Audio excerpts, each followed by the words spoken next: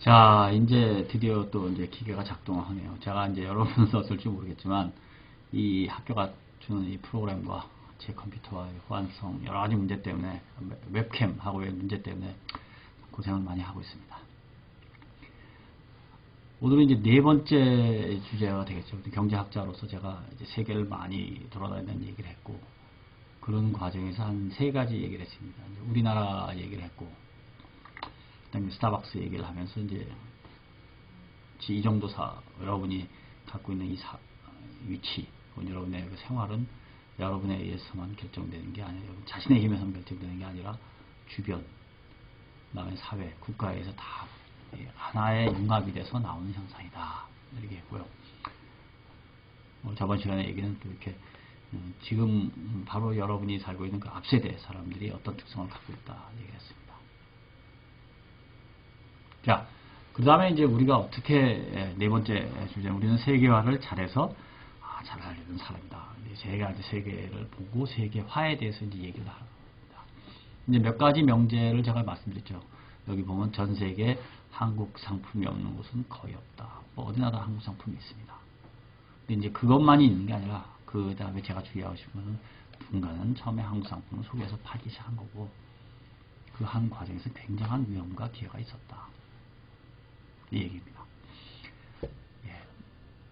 예. 두 번째 얘기는 당신의 임금은 세계 시장에서 당신의 생산성에서 결정된다. 뭐 당신의 경쟁자가 우리만 있는 게 아니고 이제 굉장히 다양하게 있다. 뭐 이 얘기를 제가 이제 하려고 하는데요. 보시죠. 이제 얘기하죠. 자, 이게 이제 대외 개방도라는 통계가 보입니다. 이게 뭐냐면 수출하고 수입을 더해서 이제 GDP, 국내 총생산이라고 그러죠. 우리나라의 생산은 재화 용역에 이제 합을 다하던 대개방도인데 이게 이제 아시다시피 60년대 이게 월드뱅크에서 나온 자료를 갖고 이제 제가 하는 겁니다. 보면 이제 한 20%밖에 안 되던 나라가 한때는 120%까지 갔다가 지금 현재 한 80% 정도가 되는 나라라고 보시면 됩니다. 그럼 이제 이건 우리나라하고 전 세계 평균은 어떠냐? 전 세계는 또 어떻게 했어요? 세계 역시 커지려고 노력을 했죠. 하지만 우리하고 차이는 계속 격차가 있었죠. 바로 이 격차 때문에 우리가 잘 살게 됐다고 보는 것도 과언이 아닙니다. 물론 뭐 개방과의 여러 가지 문제가 있긴 하지만 전 세계적인 전에 WTO 체제 하야 혹은 뭐 GATT라고 해서 국제 무역이 활성화되면서 각 나라들은 자기가 잘할 수 있는 물건을 생산을 해가지고 이제 여러 나라에 이제 하는 건데 단지 우리가 어떻게 했어요? 남보다 조금 빨리 조금 더 잘해야 했습니다. 그거를 이제 빨리 하고 잘하는 게 엄청난 정부 정책의 영향이고 그 우리 리더가 이제 활성화를 했다고 이제 볼 수가 있겠죠. 세계 평균에 비해서 한국은 굉장히 조금씩 빨리 하는 과정에서 했다. 더 많은 물건을 우리가 팔고 받아요. 뭐 여러 가지 이유가 있죠. 그렇게 됐던 우리는 자원이 없는 나라이기 때문에 이런 식으로 갈 수밖에 없다라든가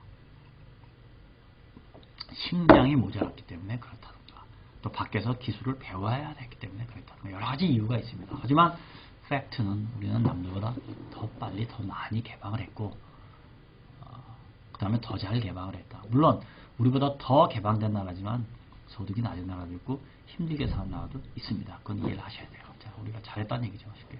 자, 그러면 이제 그거에 대한 이제 몇 가지 예를 들어보죠. 제가 이제 가본 데가 여기 이제 아라비아 반도에 이제 두바이라는 데가 UAE가 유나이티드 아랍 에미레이트라는 곳입니다. 아랍 에미레이트 공화국이라는 뜻인데 여기 이제 그 중에 하나에 거기 이제 토호국 7개 토호국이 만든 건데 그 토호국 중에 하나가 두바이예요. 두바이에서 이제 자동차를 타고 몇 시간에 340km 가면 이제 오만이라는 데서 나라에 갑니다. 이제 국경선이 있고 중간에 여기 보시죠. 이 국경선이 이제 하얗게 국경선이지. 이게 오만 국경선인데 이게요. 오만의 국경선입니다. 이쪽은 이제 사우디아라비아가 되겠고요. 죄송합니다. 서쪽은 사우디, 오른쪽 오만인데 오만에 이제 니즈와라는 도시가 있어요. 세계 문화遺産이 도시이고 좀 뭐 그렇게 큰 도시는 아니라 사막의 오아시스라고 보시면 돼요. 이 니즈와에 왜 가냐? 니즈와 이 성벽을 보러 갑니다.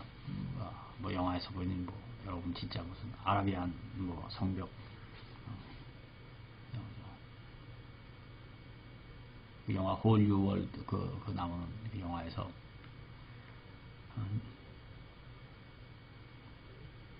성벽으로 이루어진 아주 멋있는 도시입니다. 자, 그럼 거기 가면 이제 동그란 그 요새도 있고 포대도 있어요. 니지와 요새하고 포대가 세계문화유산으로 굉장히 멋있습니다. 그러면 야 이렇게 돼 있구나 라고 이제 놀라움에 금치 못하는데 이 니지와 도시를 들어가면 제일 먼저 보는 간판이 이제 이겁니다. 아까 얘기한 거 이제 저 고대 성벽 도시고 바로 옆에 이제 이게 현대도시 기아 자동차 이제 보게 됩니다. 그래서 저도 깜짝 놀랐어요. 거기 이제 니지와라는 곳을 제가 한 2번 정도 어쩌다 갔는데 여기 한국 사람으로서 여기 2번 가기도 쉽지 않은데 어쨌든 2번 이때 갔습니다. 한 사막 한가운데 이제 이 뭐죠? 한가운데 그 오아시스가 있고 그 오아시스에 이제 건물이 몇 개 있는데 거기 이제 이 현대화 됐으니 도심이 있고 저쪽에 아까 말한 그 구도심 쪽에는 이렇게 있는데 뭐 사실 조그맣기 때문에 9분도 그렇게 안 가요. 자동차로 5분이면 다 하는 데니까. 사막 한가운데 기아 자동차판이 탁 보고 놀랐죠. 야 그렇구나. 근데 여기서 놀란 게 끝이 아니었어요. 그래서 여기서 차를 타고 한 1시간쯤 가면 이제 사막 가다가 마을이 하나 나오는데 그 마을에 이제 이걸 또 보게 됐다는 얘기죠. 현대자동차 이제 판매장입니다. 사막 한가운데 저렇게 3층 집이 기껏해 한 10몇 개 있는 20개 있는 조그만 마을에 현대자동차 이거 굉장히 놀랐어요. 야 정말 전 세계 한국 자동차 물론 지금은 자동차지만 과거에 이제 30년 전에는 우리가 자동차를 파는 게 아니고 다른 물건을 팔았기 때문에 다른 물건을 파는 상점이 있었던 거죠. 자, 이기 때문에 아랍의 강도. 자, 그럼 또 하나 볼까? 이게 또 놀라운 얘기인데 이란이라는 나라를 여러분이 어떻게 될지 들었지만 뭐 미국과에서 이제 굉장히 많은 분쟁이 있는 나라라고 알고 있죠. 그래서 뭐 텔레비에서 가끔 나오는데 꼭 무슨 뭐 또 문제가 많은 나라고 이렇게 알려져 있고 미국에서 제재를 하고 있고 이란을 제가 이제 한 또 몇 번 갔습니다. 이 때문에 이제 또 가서 봤는데 이란의 수도가 이제 테헤란. 여러분 서울시에 테헤란로가 있는 거 아시잖아요. 테헤란로에 벤처 회사가 많고 금융기관이 굉장히 많습니다. 그리고 우리나라에서 가장 그 현대화된 동네 강남의 테헤란로라고 얘기하는데 이 이란의 수도가 테헤란이고 그 테헤란하고 서울시하고 1970년대 이제 자매 결연을 맺어요. 그 자매 결연을 맺으면서 서울시 가장 외곽에 있는 당시에 새로 만든 길에다가 이름을 붙인 게 테헤란로고 똑같이 이란의 수도 테헤란에다가 이 외곽에 길을 하나 만든 게 서울로라고 있습니다. 테헤란로, 서울로 하나씩 있는 거예요. 양쪽 국가. 그리고 이제 이란은 이슬람 혁명 일어나고 이제 체제가 바뀌었고 우리는 계속 유지해서 테헤란로가 이렇게 큰 길이 됐고 이란에서 테헤란은 한국 사람들이 잘 가지 못하는 상황이 됐죠. 그 테헤란은 제가 이제 경제 문제 때문에 이제 가봤는데 그 공항이 이제 이맘 호메이니 공항이에요. 이맘 호메이니라는 건 이제 이맘이라는 기독교 선주교에서는 대주교식으로 그 나라의 그 이슬람교를 다스리는 총책이라고 보시면 돼요. 가장 높은 분이라고 하는데 그걸 이맘이라 그러는데 물론 그건 대이맘이고 조그만 이맘도 있습니다. 그 이맘에 이제 호메인이라는 사람이 이슬람 혁명을 79년도에 주도했던 사람인데 그 사람 이름을 짜서 테헤란원 이맘 호메이니 공항인데 거기 가보면 이제 놀라요. BBQ 치킨이 있다는 얘기예요. 이렇게 거기서 사진 찍습니다. It's not barbecue, it's BBQ. 우리나라에 있는 BBQ 치킨이 저 사실 굉장히 놀랐어요. 2013년도에 이제 가서 보고 물론 지금은 이제 없습니다. BBQ 치킨이 공항에 그것도 굉장히 나이스한 레스토랑에 있는 걸 보고 굉장히 놀라서 이렇게 사진을 찍었습니다. BBQ 치킨 메모 메뉴판을 보고 사진을 찍었던 거예요. 이란에서도 테헤란에 여러분 아무 생각해도 아니 이란이라 그러면 당시에 미국과의 적대고 적성국가라고 생각하고 한국과의 외교도 그렇게 좋지 않은 물론 여러 가지 교류가 있긴 하지만 이런 나라의 공항에 가장 큰 공항에 음식점으로 BBQ 치킨이 들어가 있다는 것은 굉장히 놀라운 겁니다. 이만큼 많이 돼 있습니다. 또 하나 이제 재미난 얘기를 하죠. 이게 이제 인도 차이나 반도의 라오바오 국경이라는데요. 뭐냐면 이게 여기 보시면 알다시피 이게 이제 라오스하고 이제 베트남하고 국경이 여러 개가 있는데 육지를 넘어가는 국경이고 다리 구조물을 지나가면 이제 베트남 쪽이거든요. 이게 이제 요게 베트남 말이고 요게 라오스 말입니다. 그래서 라오스 말하고 베트남 쪽으로 같이 써서 저걸 지나가면 베트남 쪽으로 들어간다 하는 뜻이에요. 그래서 이제 라오바오 국경에 가는데 국경에 가면 이제 여권 검사를 보면 여러분 뭐가 있어요. 항상 우리나라 인천공항에 가면 있듯이 식으로 항시 면세점이라는 게 있어요. 그럼 이제 면세점에 이제 사람들이 이제 여기는 이제 국경을 왔다 갔다 하는 라오스 사람이고 베트남 사람이고 저 같은 이제 외국인이 뭐 100명 있으면 한두 명 있을까 뭐 이렇게 되죠. 그러면 이제 면세점이라고 이렇게 팝니다. 우리나라 면세점에서 파는 것처럼 뭐 고급 물건을 파는 게 아니고 여기도 이제 가방도 있고요. 여기서 이제 일렉트로닉스라고 해서 전자제품도 뭐 조금 팔고 그렇습니다. 근데 여기서 사람들한테 이제 가장 많이 팔리는 게 뭐냐? 사람들이 흥분해가지고 사는 게 있습니다. 자, 보시죠. 테이블 위에서 많은 사람이 사는 게 안티프라민이에요. 이 안티프라민이라는 게 이제 뭐죠? 여러분 근육통이 있거나 좀 삐거나 그러면 이게 바르는 약인데 저도 이제 운동을 하거나 그러면 이제 옛날에 어렸을 때 많이 발랐지만 요새는 잘 이걸 바르지 않죠. 왜? 병원에 다들 가잖아. 통증이 있거나 그런 게 무리하게 안 하고 조심을 하는데 이 안티프라민이 거기서 알고 사람들이 막 사는 거예요. 한국말로 안티프라민이라고 써있지 않습니까? 그러니까 우리나라에서는 사람들이 잘 모르지만 이 면세점에서 히트 사람이 안티프라민이고 여기 저 과자 같은 것도 보이시죠? 초콜릿 같은 거 보이시잖아요? 그 바로 옆에 또 뭐가 있냐? 초코파이 팔고 있습니다. 잘 팔립니다. 물론 여기 밑에 향수 보이시죠? 이렇게 향수 같은 거 화장품은 면세점의 원래 상품이고 근데 실제로 이 사람들이 뭐 라오스나 베트남 사람들이 이렇게 고급 향수를 살 돈이 없기 때문에 뭐 초코파이 사고 국경을 이동하면서 뭐 친척 만나러 가거나 할 때 어떻게 돼? 초코파이 많이 사고 안티프라민 사고 가가지고 사람들한테 하나씩 나눠주고 이게 이제 히트 상품이 돼 있는 겁니다. 믿거나 말거나 세상에서는 이렇게 돼 있고 우리가 모르는 사이에 우리가 원하는 상품을 사람들은 사고 있고 또 팔고 있습니다. 이게 현실입니다. 그 다음에 또 두 번째 여러분의 경쟁자와 협력자가 누구냐 얘기죠. 자, 이게 어딜까요? 당신의 임금은 세계 시장에서 당신의 생산성이다. 이 글로벌 마켓에서는요, 전 세계 사람들이 같은 방식으로 서비스를 팔고 사면서 돈을 법니다. 바로 자유주의 시장 경제 체제. 자, 이게 어디냐면 인도네시아에 보면 인도네시아는 여러 개 섬으로 구성되어 있는데 그 섬 중에 하나가 이제 수마트라 섬이라고 제일 북부에 있는 섬 굉장히 우리나라 한반도 땅덩어리보다 크니까요.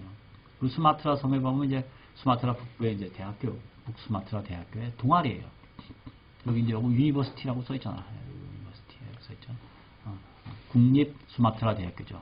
네가리라는 게 국립이라는 뜻이고 수마트라 땅이니까 국립 수마트라 대학교, 국립 북부 수마트라 대학교의 동아리입니다. 무슨 동아리냐? 주식 투자 동아리예요. 이 학생들이 모여서 이게 뭐냐 빨간색으로 동그랗게 써 있는 게 뭐겠어요? 인도네시아 주식시장 전광판이에요. 이 학생들은 모여서 이 동아리인데 조그만 방이에요. 방에서 뭘 합니까? 주식시장이라든가 금융시장에서 공부를 하고 그 공부한 걸 갖고 모의 주식 투자라고 그러죠. 증권사에서 제공하는 모의 주식시장 프로그램을 갖고 전광판을 보면서 기업을 연구하고 공부를 해서 하는 거예요. 자, 이 학생이 자기 나라 증권시장이 아닌 한국의 증권시장을 공부를 하는 거고 여러분은 미국이나 영국이나 인도네시아 증권시장에 공부를 해서 어떻게 합니까? 협력을 하던가 혹은 경쟁을 하면서 살아가는 거죠. 그래서 이렇게 해서 수익성을 많이 내는 사람한테는 높은 월급이 급여가 가는 거고 그렇지 않은 사람한테는 반대 형성이 됩니다. 여러분이 한국의 금융시장, 증권시장에서 주식시장이 어떠냐 공부를 하는 거고 주식시장을 알려면 실물시장을 알아야 되죠. 경제를 알고 공부한다는 얘기는 전 세계 다른 곳에서 다른 학생들이 비슷한 걸 하고 있다고 생각하시면 됩니다. 그래서 그 학생들의 상대적으로 얼마나 잘하냐에 따라서 여러분의 인생에 있어서 생산성, 급여는 결정이 되는 거죠. 자, 이건 또 어디냐? 학생의 경쟁자와 협력자. 눈에 보이지 않는 것이 더 많은 거죠. 여러분의 눈에 보이는 건 여러분 클래스메이트 정도. 제가 굉장히 놀라운 것 중에 하나는 요즘에 학생들은 그 자기 옆 사람하고 자기 같은 과 학생들하고 협력을 잘 안 해요. 친구이지만 공부는 아주 또 어떻게 보면 출석하는 거에 대해서 민감하고 상대방이 어떻게 하나 민감하고 근데 여러분의 경쟁자는 여러분 옆에 있는 사람이 아니에요. 이거 어디냐면 아프리카의 나이지리아에 있는 국립 나이지리아 대학교에서 제가 특강을 할 때 얘기입니다. 이 노란색 입은 학생은 여러분 나이에 21~22살 먹은 학생이 저한테 질문하는 거예요. 한국에 대해서 어떠냐, 아시아가 어떠냐라고 공부를 합니다. 그럼 저는 그래서 답변을 해주고 이 학생은 이제 한국이 어떻게 빨리 경제성장을 했는지 우리도 하고 싶다라든가 당신이 보기에 나이지리아는 어땠으면 좋겠냐고 물어보는데 저는 이제 거기에 답변을 하죠. 이 학생이 나이지리아에서 상품을 만들고 한국 물건과 경쟁을 하는 거고 이 학생이 전 세계 시장을 공부하는 과정에서 여러분하고 협력자도 될 수 있고 경쟁자도 될 수 있습니다. 바로 내가 지금 요즘에 우리 학생들을 보면서 이제 안타까워하는 것 중에 하나가 그거예요. 항시 뭐냐 하면 자기 협력을 하는 건 배운 적이 없고 항시 주변 학생과 자기 친구들과 자기 주변 사람들과 경쟁하는 것만 배워서 너는 몇 등, 너는 몇 등 이것만 하는데 여러분의 경쟁자는 이 땅덩어리에 있지 않고 대한민국에 있지 않고 저 멀리 지구 반대편에서도 훨씬 더 많은 사람이 여러분과 경쟁을 하고 있는데 그 사람과 경쟁을 해서 이기려면 여러분 바로 옆에 있는 사람과 협력을 해야 됩니다. 여러분은 지금 대학에 들어와서 아직 이번 학기에 이제 시작을 안 해가지고 잘 모르겠지만 많은 친구를 만나고 같이 이제 몇 년을 보내면서 강의도 같이 듣고 할 거예요.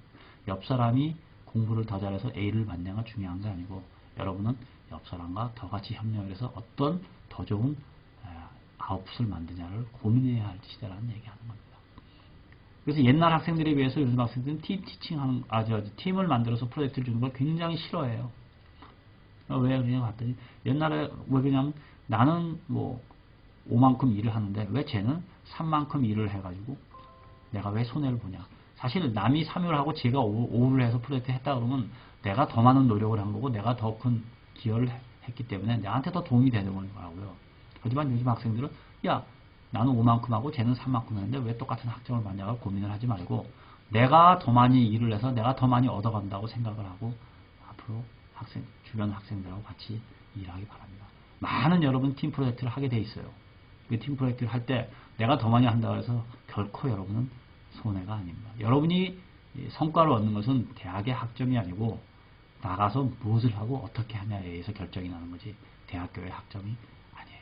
근데 지금 당장 눈앞에 보이는 게 여러분은 평생을 살아오면서 여러분은 성과라는 것을 성적표로만 받아왔기 때문에 그렇게 생각을 하는 거죠.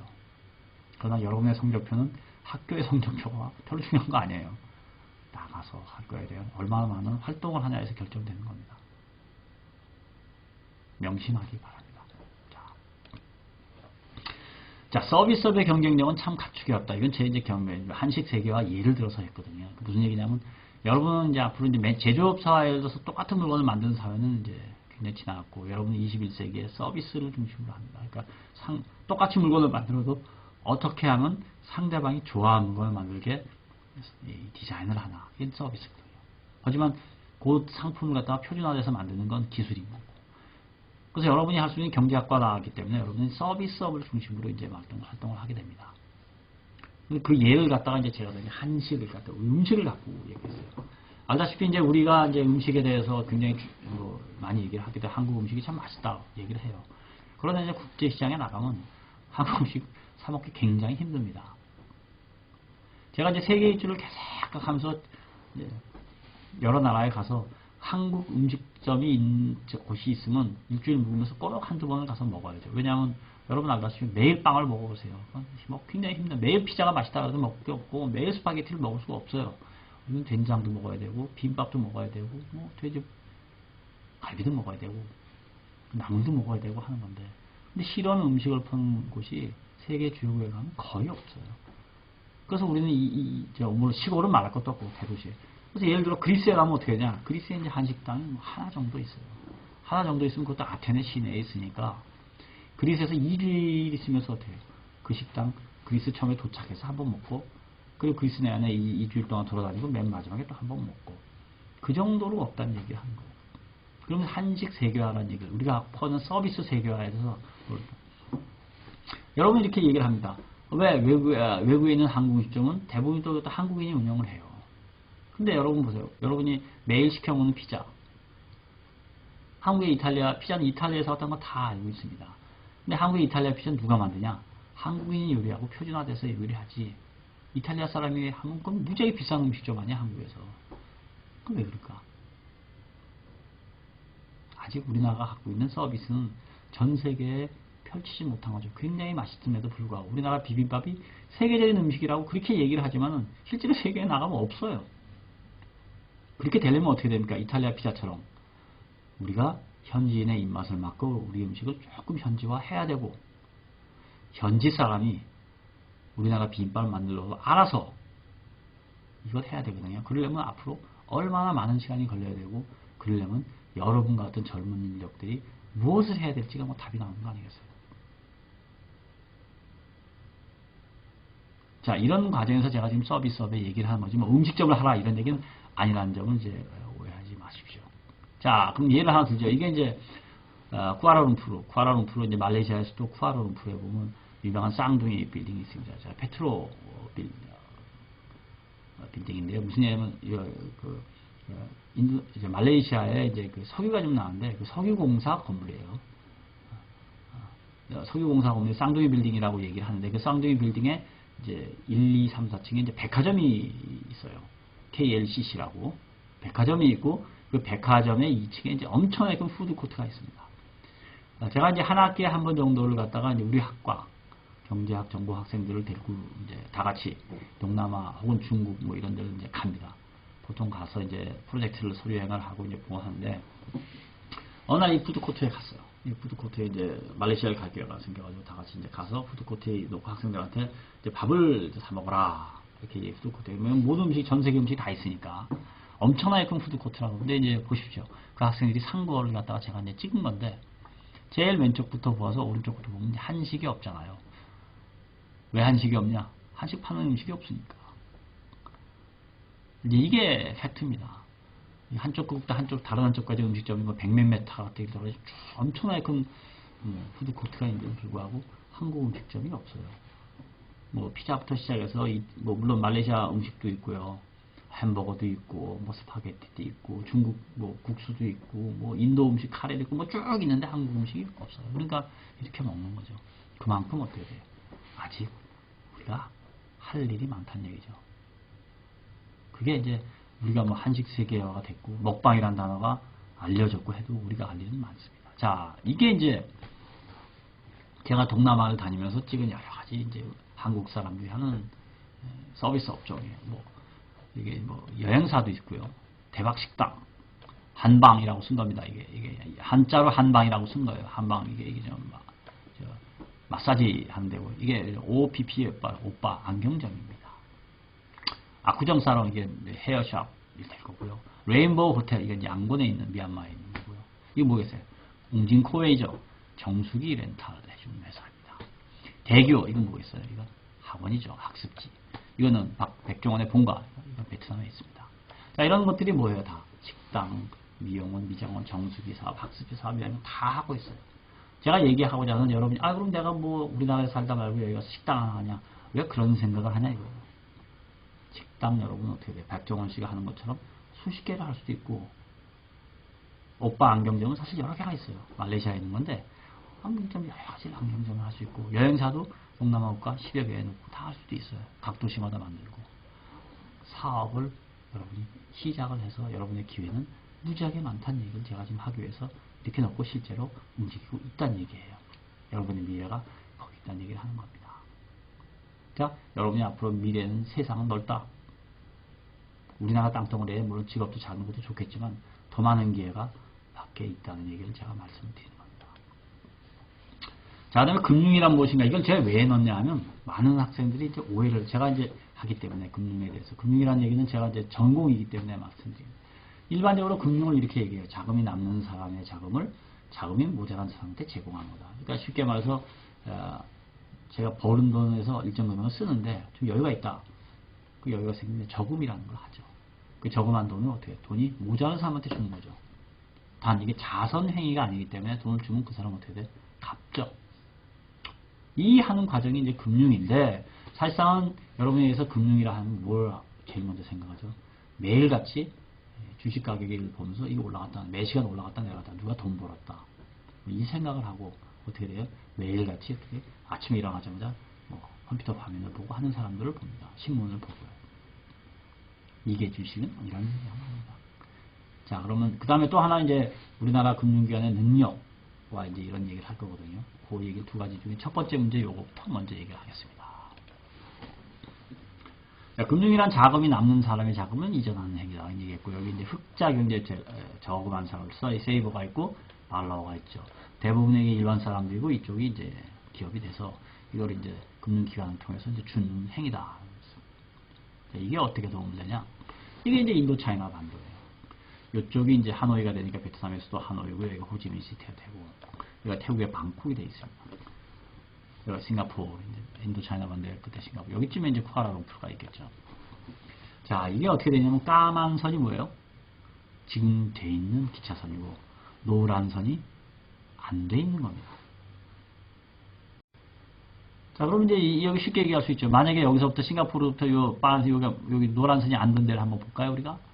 제가 색깔을 쳐서 보면 노란 선 여기만 연결되고 여기 조금 여기 조금 연결이 되면 어떻게 될까요?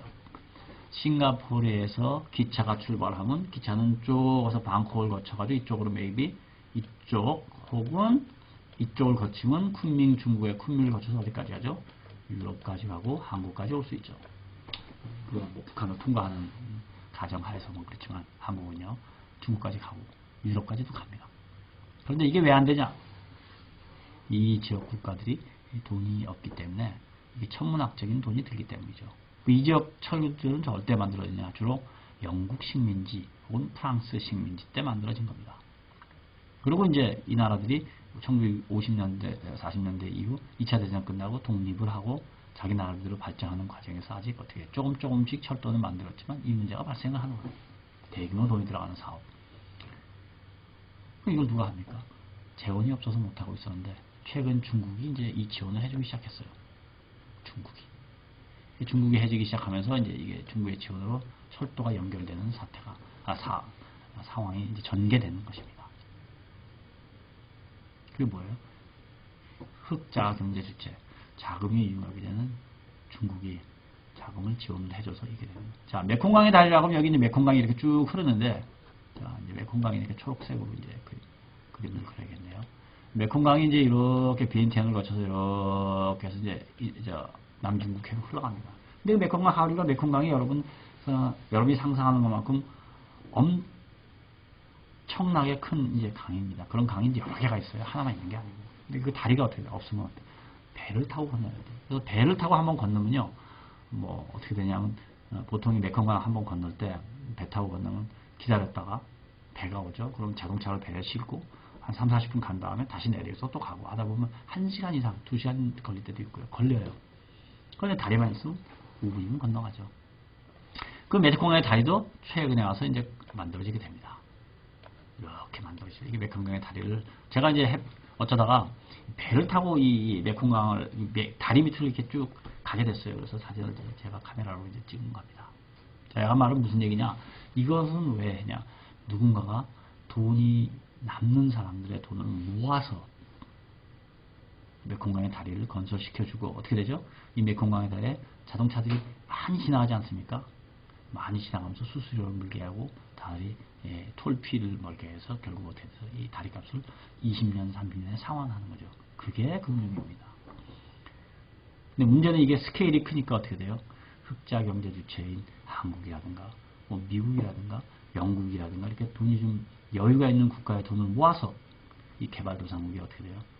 20년, 30년 돈을 꿔주고 그 다음에 큰 다리가 세워져서 이 다리를 때문에 어떻게 해요? 이 다리 때문에 주변의 사람들이 훨씬 더 윤택한 생활을 하고 이 사람들이 어떻게 생산성이 확 늘어나죠.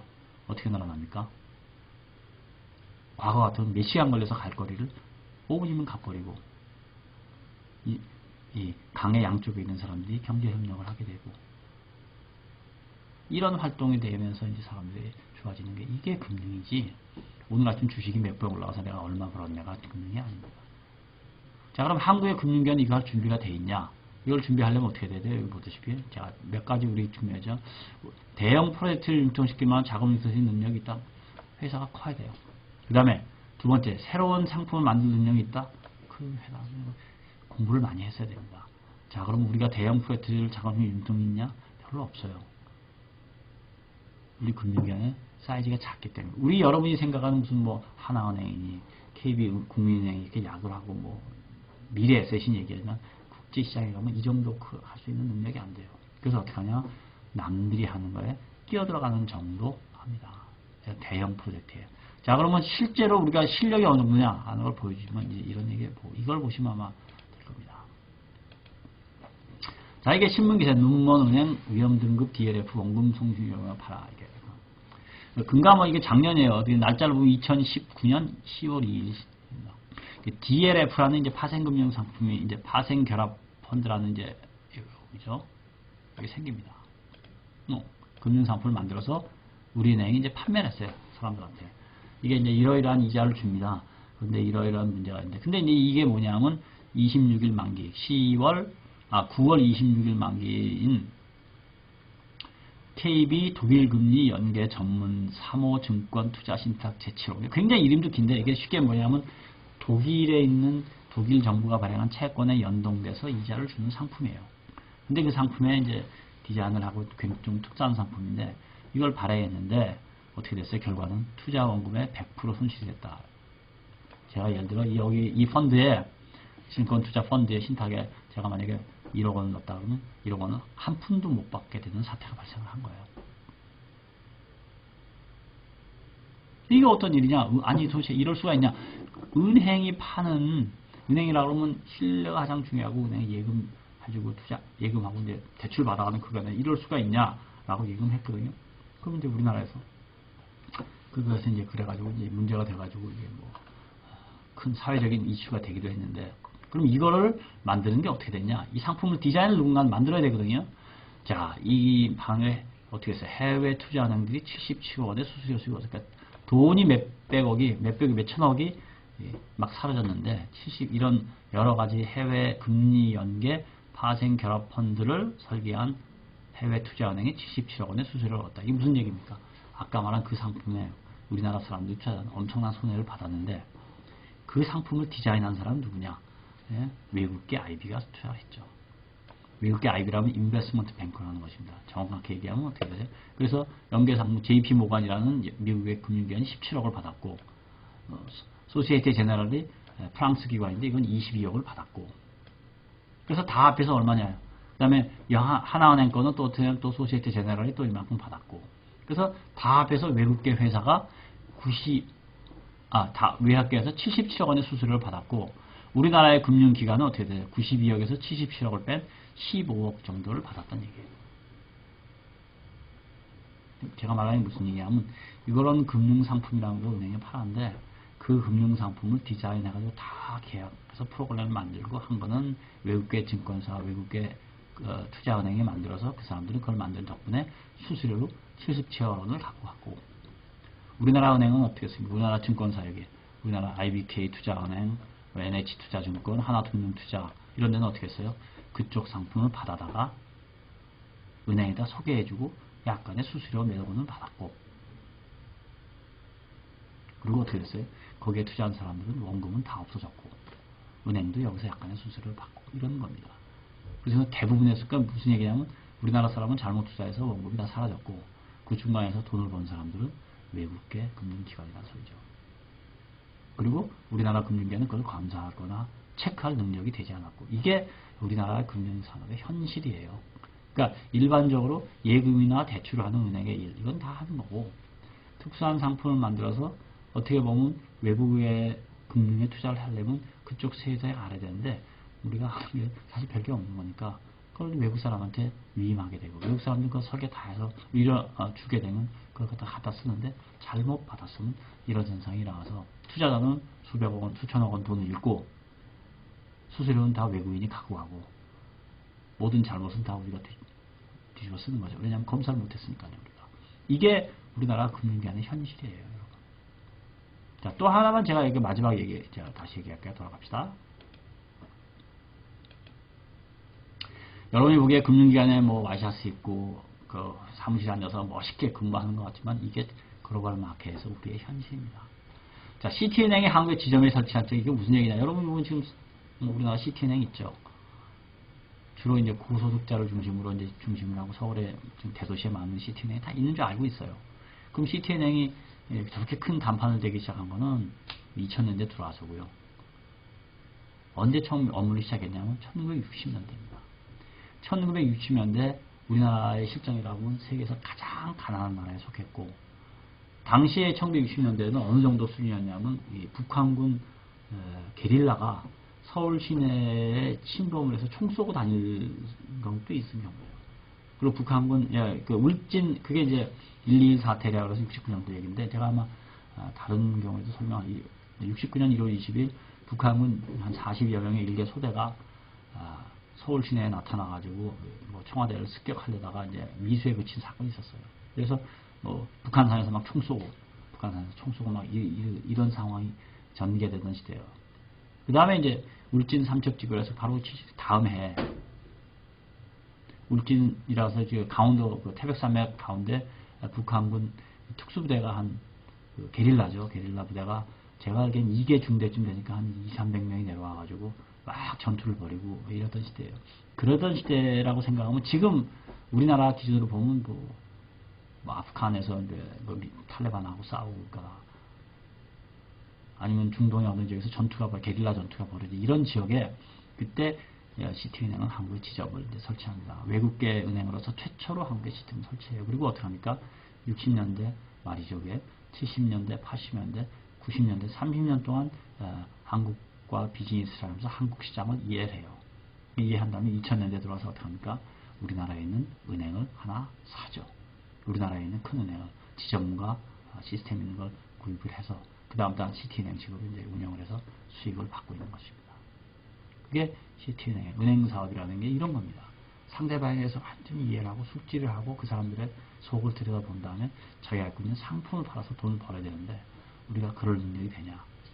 지금 우리나라 은행들이 해외에 나가서 사업을 해야 되는데 사업을 아까 얘기한 서비스 상업이죠. 그거 할 수 있려면 외국을 알고 해야 되는데 당장 나와서 뭘 한다 이렇게 되는 게 아닙니다. 이렇게 하려면 어떻게 돼요? 여러분 같은 젊은이가 외국에 나와서 개도국이라든가 선진국이라든가 그건 상관 안 해요. 가서 그 사회를 이해하고 발판이 되는 지식을 갖고 축적한 사람이 많이 된 다음에 비로소 가는 것이라고 볼 수가 있겠습니다. 금융산업이란 이런 거예요.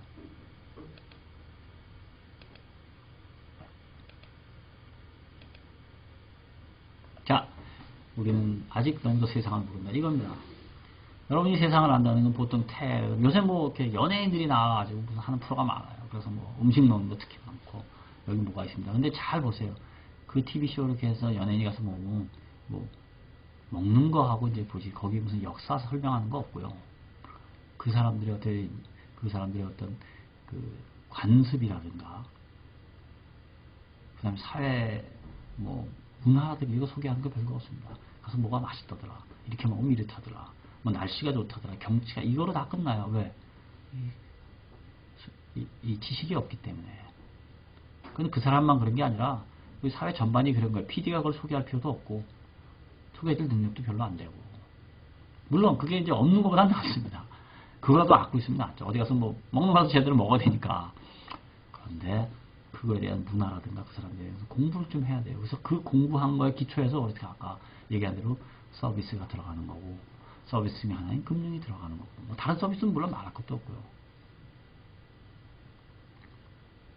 그래서 여러분이 우리 나이 또 여러분 세대 지금 여러분이 보기에는 저 각 나라에 뭐 한국 사람이 많이 살고 텔레비에 맨날 나온다 하지만은 그건 아주 지식의 일부분이고 그 사회에 들어가서 어떻게 그 사회에 사람들과 살아가야 되는 그 고급 지식은 별로 없다고 보시면 돼요.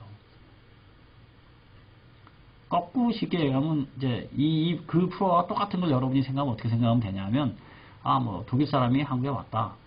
그 독일 사람이 한국에 와서 며칠 동안 뭐 했냐?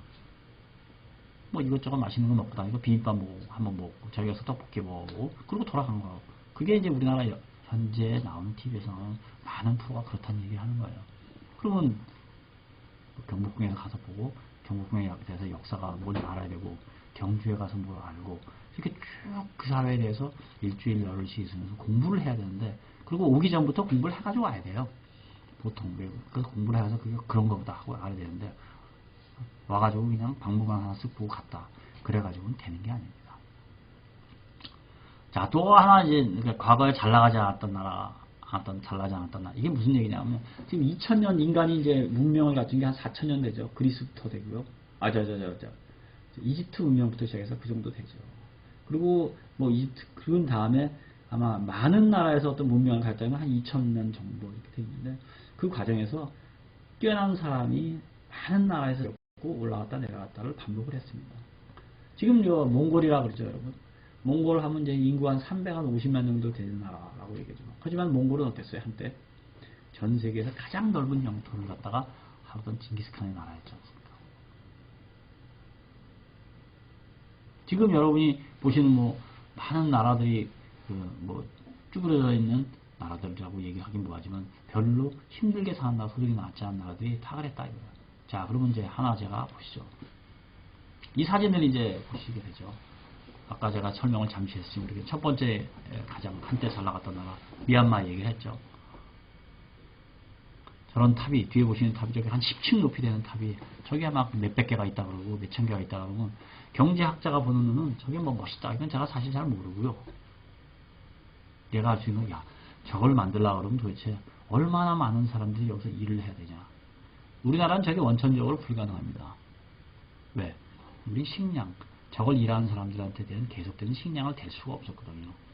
1년에 한 번 식량을 만드는 나라이기 때문에 많은 사람들이 저기 가서 저걸 일을 하려고 그러면 식량을 만드는 농사를 지을 수 없었거든요. 그러니까 누군가가 많은 농사를 효율적으로 지어서 저거 파고다를 만드는 사람들을 지원을 해줘야 되는데 우리는 그거 하기가 굉장히 힘들었어요. 왜? 식량이 모자라서.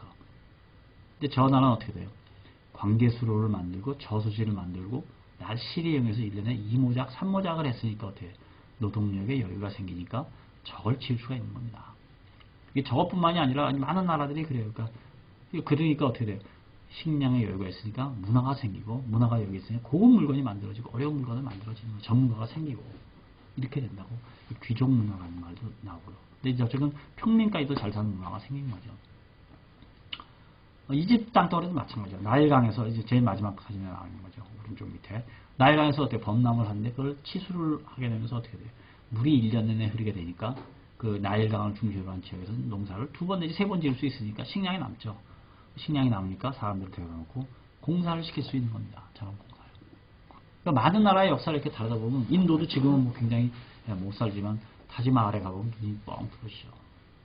이게 많은 나라들이 지금 제가 지금 말하는 게 무슨 얘기냐면 다들 한때 융성했고 지금 한때 뭐 세계적인 수준을 갖고 있었다. 그런데 지금은 그렇다. 그 사람들이 갖고 있는 자존심도 대단합니다. 그래서 그런 자부심, 우리도 고려 창자를 만들고 뭐 한글을 창제하고 이 자존심 아니에요. 이 자부심과 자부심을 만나서 서로 협력을 하는 것이 나오는 게 현대인입니다. 또 하나만 이제 말씀드리게 이제 캄보디아의 시엠리베 이제 앙코르톰. 수업 시간에서 한번 제가 다른 점 얘기한 건데 엄청난 이제 사람이 요만하니까 보십시오. 이게 사람이 요만하니까 이게 엄청난 톰이 이게 전부에 이게 뭐예요? 이게 왕의 얼굴, 부처님의 얼굴이라고 얘기하지만 이렇게 돼 있습니다. 그래서 엄청나게 큰 사원이 있어 앙코르톰에 가보면. 근데 앙코르톰에 가보면 이제 앙코르와트도 마찬가지예요. 주변에 보면 보죠. 이 사람이 정도니까 이 부처님의 얼굴이지만 사실은 뭐 이 당시에 왕의 얼굴을 갖다 새긴 거라고 굉장히 많습니다. 캄보디아 지금 세계에서 가장 소득이 낮은 나라 중에 하나고 여러 문제가 많은 나라인데 이렇게 되니까 어떻게 이걸 하는데 지원을 해줍니다. 어떻게 돼요? 보세요. 여기 가면 이 캄보디아 국기고 일본의 일장기가 있는 거예요. 보세요. 앙코르톰의 바이언 사원에 대해서 리스토로 그죠? 이 새로 이게 발굴을 하고 보고를 하는데 일본이 이제 기여한다. 이렇게 써 있는 겁니다. 또 뭐가 있어요? 인디아 캄보디아 쿠퍼레이션 프로젝트죠. 따프롬 템플이라고 하지. 이게 이제 툼 레이더스 영화에 나온 식으로 이제 나무가 무지무지하게 큰 이 사원에 뭐가 있어요? 여기 인도 국기가 있는 겁니다. 인도 정부가 지원을 해줘서 이걸 하는 거고요. 또 볼까요?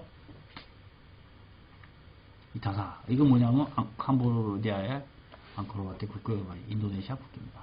인도네시아가 지원을 해줘서 여러분이 알기에는 뭐 인도 그러면 가난한 나라, 지저분한 나라라고 얘기해요. 인도네시아 아직도 뭐 외국인 노동자가 한국으로 가지고 돈을 벌어가고 경제 발전 개발도상국이라고 생각할지 모르지만 이렇게 캄보디아에 사는 프로젝트에 각자가 돈을 내고 지식을 내면서 서로 협력하는 게 국제사회예요. 불행히도 여기 태극기는 없습니다. 아직까지 우리가 그걸 하지 못하는 게 영역이에요. 지금 이게 베푼다는 개념이 아니고 어떻게 돼요? 협력을 한다는 개념이 되고 우리가 앙코르와트라 앙코르2의 발굴을 한다든가 복원을 하는데 기여를 하면서 또 그 나라 문화도 이해하게 되고 우리나라 학자로서 앙코르에 가서 일하고 앙코르 문화의 권위자. 이거 이제 굉장히 재밌는 얘기예요. 여러분 이 뭐 터키 얘기를 합시다. 터키의 유적을 발굴을 요새 우리나라 이제 고고미술사학과 전공에서도 조금 하긴 하는데 터키의 무슨 유적을 발굴하는데 뭐 스위스인 누가 했다든가 영국인이 했다 그러면 그런 걸 생각을 해요. 왜 영국인이 합니까? 이게 영국이 선진국이다. 그럼 여러분이 생각해 여러분 선진국에서 태어났잖아요. 그럼 여러분이 해야 되는 거거든. 여러분이 가가지고 터키에 가서 뭐 한국인 학자 누구가 터키 어디 가서 발굴을 수십 년 동안 해가지고 뭐 세계 역사에 대해서 뭘 발견했다. 해야 되는 거고 앙코르와트도 마찬가지로 가서 해야 되는데 아직 우리 그 정도 실력이 안 돼요. 뭐 우리 걸 하는데 바쁘다라는 얘기도 있지만 그 무슨 얘기예요. 우리 거는 우리 거대로 하고 국제협력은 국제협력으로 또 해 나가야 된다는 얘기입니다. 그래서 이런 걸 하는 걸 갖고 뭐 우리가 왜 우리 걸 놔두고 외국에 가서 하냐 그런 게 아니고 국제사회에서 요구하는 우리의 책임도 있고 잘나서 고소득 국가는 고소득 국가에는 책임도 있고 고소득 국가에 협력하는 방식이 다양하게 이루어져야 한다는 걸 얘기를 하는 겁니다. 가서 그냥 뭐 초등학교 지어주고 우리가 뭐 기자 대주고 이런 것만이 국제협력이 아니라는 걸 말씀드립니다. 자 마지막으로 결론이 제가 내죠. 제가 여태까지 한 건 결론이 이겁니다. 여러분한테 Think Globally, Act Locally입니다. 그러니까 여러분이 세상을 판단할 때 제가 갔던 곳이요. 여러 곳에 다양한 사람들이 살고 있기 때문에 그 다양한 사람들의 사고에 맞춰서 여러분은 그걸 기준으로 생각하라는 얘기예요. 70억 인구 중에 나는 어떤 사람일까? 내가 70억 인구 중에 기여할 수 있는 서비스는 무엇일까? 내가 70억 인구 중에서 받을 수 있는 서비스는 무엇인가? 끊임없이 생각하다 보면 어떻게 돼요? 그 과정에서 액트 로컬리 나는 지금 여기서 무엇을 하고 살아야 될 건가? 내가 이 학교에 들어와서 4년을 혹은 6년, 7년을 거치면서 이 학교에서 습득을 뭘 해야 될 것인가를 하나하나 생각하라는 얘기입니다. 그럼 어떻게 해야 되냐? 그건 이제 또 다음 얘기로 제가 다음에 여유가 날 때 저하고 맥주를 마신다든가 뭐 밥을 먹는다든가 하면서 뭐 커피를 마신다고 생각하기로 하고 오늘은 이까지만 하기로 하죠. 여기까지 하면서 여러분 생각해요. Think Globally. 항상 어떻게 되냐? 지구에는 많은 사람이 살고 있고 여러분은 구성원이다. 그리고 여러분이 오늘이 있기까지는 여러분의 자신이 것도 있고 여러분의 가정, 사회, 국가가 총체적으로 만들어서 여러분의 오늘이 만들어진 것이다. 그래서 어떻게 하면 여러분이 주어진 조건 하에서 세계 사람들한테 기여할 수 있는 서비스가 뭐고 그럼 반드시 어떻게 돼요? 여러분이 기여를 하면 세계는 여러분한테 대가를 줍니다. 이게 제가 이제 학생들한테 권하고 싶은 마지막이 되겠어요. 장시간 했어요. 3시간을 했으니까 뭐 이게 띄엄띄엄 드릴 거예요.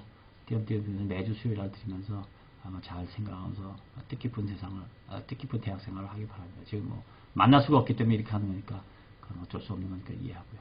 예, 고맙습니다.